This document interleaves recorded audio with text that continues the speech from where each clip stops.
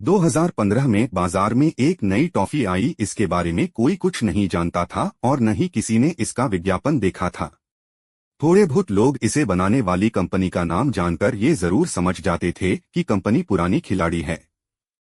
शुरुआती दौर में टॉफी के लिए कंपनी ने न तो कोई विज्ञापन दिया और न ही दूसरी तरह के प्रमोशन पर ज्यादा पैसा खर्च किया। फिर भी टॉफी ने करोड़ों रुपए कमाकर कंपनी की झोली में डाल दिए। तो चलिए आपको टॉफी का नाम बता ही देते हैं। टॉफी का नाम है पल्स कैंडी। पल्स को बनाने वाली कंपनी का नाम है DS ग्रुप। यह वही कंपनी है जो माउथ फ्रेशनर भी बनाती है।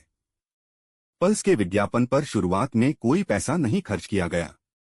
इसके बावजूद इस प्रोडक्ट ने कामयाबी और सेल के झंडे गाड़ दिए।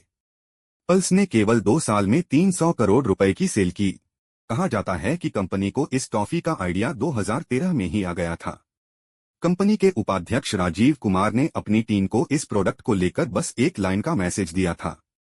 उन्होंने कहा था, अगर आपका प्रोडक्ट टैंगी यानी चटकदार है तो खाने वाले की आंखें अपने आप बंद हो जाएंगी, अगर नहीं तो फिर कोई मजा नहीं। इसी मैसेज के आधार पर बनाकर तैयार की गई पल्स ने लॉन्च के बाद मार्केट में तहलका मचा दिया। आलम यह है कि अब पल्स सिंगापुर, UK और US में भी बेची जाती है। इस टॉफी का क्रेज ऐसा बढ़ा कि लोगों ने फेसबुक पर पेज बना दिए। लोग दोस्तों रिश्तेदारों को इसके बारे में बताने लगे। टॉफियां पहले जहां 2 से 4 खरीदी जाती थी, वहीं पल्स के डिब्बों को लोगों ने घर ले जाना शुरू कर दिया। इस टॉफी ने केवल 8 महीने में 100 करोड़ रुपए का कारोबार करके कंपनी को दिया। ऐसा तब हुआ जब इस टॉफी की कीमत भी केवल 1 ही रुपए थी। इतने समय में इस कदर सेल केवल कोक जीरो ने की थी। हालांकि वहां विज्ञापन पर पैसा खर्च किया गया था और उसकी कीमत भी अधिक थी। जब इस टॉफी को बनाने की तैयारी शुरू हुई तो कंपनी ने देखा कि टॉफियों के मार्केट पर कच्चा आम और आम के फ्लेवर वाली अन्य टॉफियों की कुल 50% हिस्सेदारी है।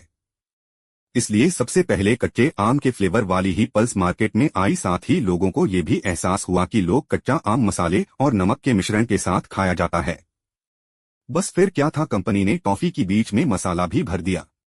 जब टॉफी खत्म होने वाली होती तो ये मसाला लोगों के मुंह में घुलता। लोगों को मसाले का फ्लेवर भी खूब पसंद आया। अब तो पल्स की ढेर सारी फ्लेवर आ गई हैं। और आपने कौन कौन सी फ्लेवर खाई है कमेंट करना ना भूले।